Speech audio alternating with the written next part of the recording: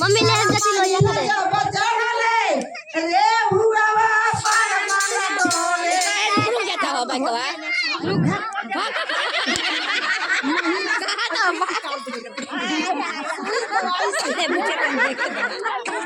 तो भाग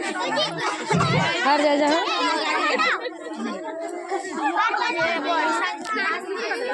तीसरा महीना जब चढ़ले हम वहां रही वहां से काटा है रवा पर मन डोले भैरिया पर मन डोले पिया रे मोर पियावा अब जल्दी होरी जावा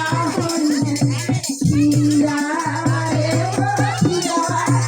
अब जल्दी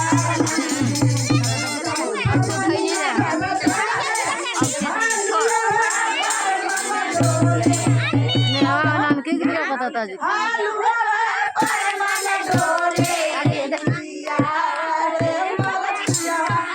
आवाज